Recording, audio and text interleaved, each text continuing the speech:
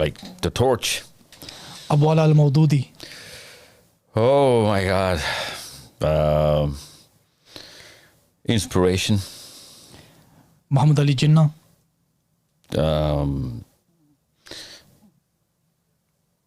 Father. General Zia. Puppet. Tahreek Labbaik Pakistan. Okay, I cannot quick fire this one because I'm still reading up to it, because recently I was asked this question. I didn't even know much about this. So what's the instincts? Good lads, don't know much about them. PTI. Okay, with the TLP, because this is democracy we're talking about, right? Yeah. Yeah, I'm totally an anti-democracy guy. I think that's going to be the bigger part of our discussion today. Yeah, absolutely is. So where does PTI fit into that? Because PTI, I'll tell you, instinctively, I like PTI in a way that they've made the bigger change in the kind of people in the kind of age group that I want the change to happen. So they broke the idols. So there is some room or space for democracy then? No. But they used that system to make those changes. No, actually, because of this system, that change cannot happen. And even if they are together, if any other system was, herding them into a group or a direction, it would have been awesome. Jamaat-e-Islam. Again, if democracy was not there, this is the only real set of people with enough academic and intellectual vigor. But democracy is ruining them as well. Jamiat Ulama Islam F. I think that's Fazlur Rahman's gang, I think. Yeah, no, I know who they are. I know. I just don't know why they're there. See, all of these people are well intended. I'm just thinking they're inside a bigger confusion bubble of confusion, which is called democracy. And we've been sold this as, one of the solutions. So let's look at one other group outside of that bubble. The Taliban in Pakistan. Not the IEA, the Taliban in Pakistan. Yeah, I think they're created by some internal Pakistani political force, because they don't really represent anything that and I speak to the Taliban.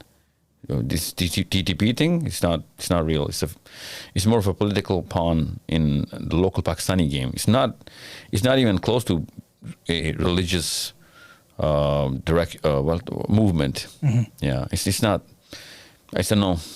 So all of this nicely leads me to the very first question to open today's podcast, and that is, Pakistan ke matlab kya? Yeah, Pakistan ka matlab now, alhamdulillah, is la ilaha illallah. It's been a while since this turnaround has happened. Now it's happening, alhamdulillah. You sound very optimistic. I am, because I see the landscape with the kind of lens that I wear. I see behavioral patterns. I see consistency. I see celebrities which were never going to exist in the last generation. I'm not talking about far away in the past. Mm-hmm. In the last generation, wouldn't even look at a minute of the kind of people that kids are reading. Books and volumes of content is being consumed from names that you mentioned. Dr. Sarai is one of them. Mm-hmm. He's the one who set the. Maududi is the guy who actually. I think it's.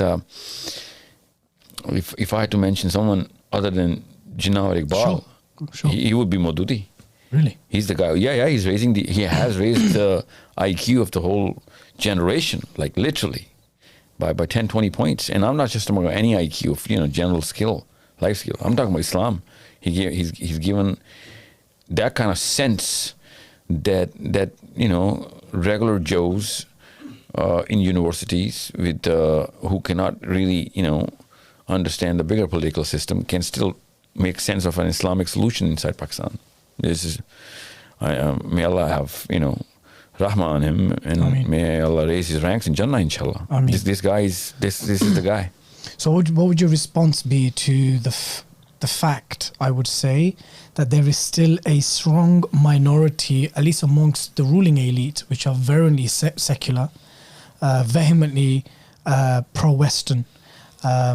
Are you telling me that does not exist in higher education institutions in Pakistan? No, I have a different take with this.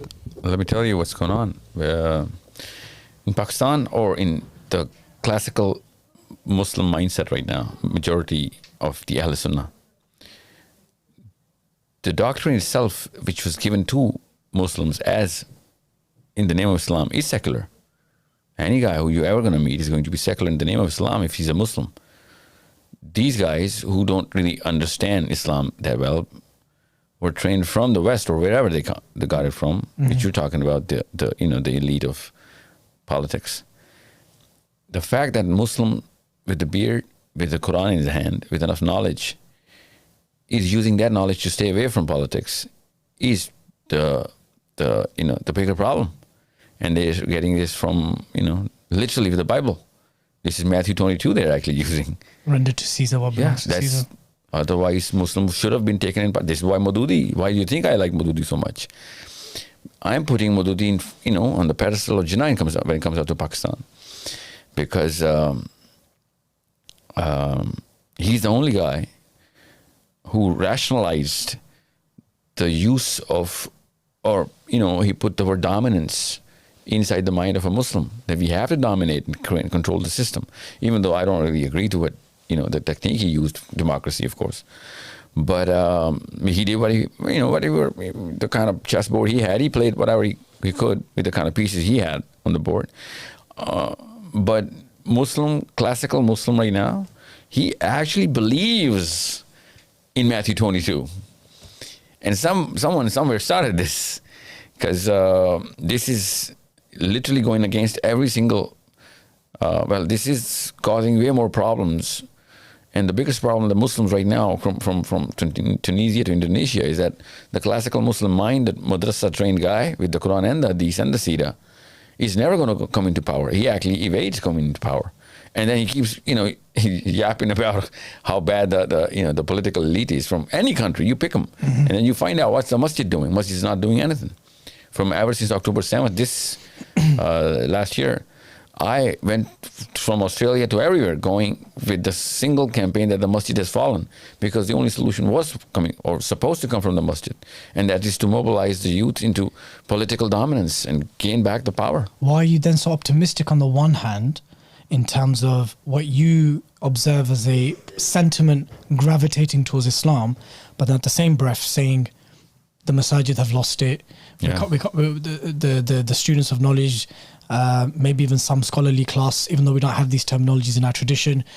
How are you both optimistic but also saying that they failed? Well, the kind of movement, that's an amazing question, because psychologically speaking, I can draw the patterns, and anybody can, of where the youth is actually trying to do their, math. What kind of drawing boards are they using? They're using the Islamic drawing boards, but they're running the political equation now. And Maududi has a direct role to play with this. It's not just Maududi, because you're missing out on some few other names who are actually Maulana Ishaq. You should read into it. Of course. He's not going to be in English. He's going to be Punjabi and Arabic only. These are the kind of people who really injected that, that sense that, we need to take up real positions of political power and, intellectual acumen. That's the movement I'm actually carrying to all. This is why I'm in England. So the kind of age group that is in university campuses and, in other places where they're in their 30s and, early 40s and literally teenagers, they're clinging on to this sort of a content where they're actually debating, and they're actually, coming in thousands, literally thousands when I'm, in Pakistan. This has never happened before. That's why I'm hopeful. And if we can change the source of the definition of how a Muslim youth is supposed to present himself to the world, then then it's game on. Let's look at, because you mentioned Maulana Maududi rahimahullah, you've mentioned him. Now let's look at perhaps, I'm from Bangladesh. My parents are from there. That is my heritage. We were once East Pakistan. Many critics of this model, many critics of the claim that Pakistan ki matlab kya la ilaha illallah, that the first attempt at this project was a failure. Now, without drawing onto nationalist strings, because this is not something we want to really exacerbate, it's not good. But let's still look at the historical point. Why did this project called Pakistan, which was supposed to be a safe place for the Muslims to practice their faith, for their deen to be preserved, why was it hard to maintain its eastern wing? Okay, let me just try and be as brief as possible. when Jinnah had to lead a movement, he had to lead the movement of the mass. The mass was emotionally religious. But Pakistan, Bangladesh, India, the Muslims, and still the Muslims are at the lowest of the hierarchy of social at the social structure. Now, if you have to lead a mass which has absolutely no resource, you need those kind of political pawns which have some sort of a resource, power, money, influence, and those are the people, and still they are people who are not religiously tuned. They were businessmen, they were nawabs, and they were people of good and big enough networks. They were connected with the whites, and so on and so forth. So I would have done, and Jinnah did what anyone would have done. That since the religious mass does not have any dime to spend, but they have the religious emotional thirst and the drive, I need the middle layer, which is absolutely not religious, but needs some sort of a position of power. Because they did, by the way, they're still in power. Mm-hmm. So he had to get the mass a separate country, a platform, and finance it and mobilize it through the power and the structures that he already had to play with.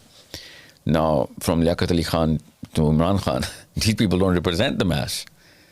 They don't even represent the religious acumen or the thirst or the emotional attachment of Islam, which the regular mass has. But if you had to play now, even if you have to play now in Pakistan, I won't be able to play with the religious, clusters because they will not have the money for it. And I need to fuel this machine. So I'm not saying Jinnah, played a wrong hand. He was dealt these kind of cards, and he had to pick from, whatever he's dealt from, and he played a good hand. Now I know it was, if I go back in time, I can't even think of an advice to give to Jinnah that, what, this is gonna turn out a more of a shenanigan of a very secular nation. But he'd be like, tell me what else to do, because we're talking about 400 million Muslims now in Bangladesh and Pakistan combined. Yeah. You know what I'm saying? They're free from all those structures that English and the Indian Hindu was naturally going to, exert upon us. Their masajid are safe. They can slaughter cows for Eid al-Adha. Yeah. They have many of the ritualistic practices preserved. Well, that's just a byproduct. The first thing and the only real thing that they actually say was our next generation to actually mobilize themselves into, a global power. Inshallah. And that's the gift that Jinnah gave. So why did Bangladesh fail? Or why did East Pakistan fail? Again, because I know it's a highly sensitive topic. No, most of the Pakistanis. How did they, from your interactions, how did they see the events of 71 or the build up to 71? Well, again, it's going to happen again if the same sort of structures keep on. It is the lack of understanding of people like in my age group, that unless we mobilize and we give enough intellectual resource to the mass, these people who are going to be in power will always remain in power. And if any one of them has a self-serving interest, he'd sacrifice any one province. Bengal was just one of the provinces. Balochistan would be next. Kashmir would be next in line. Whoever has whatever to gain for his own self.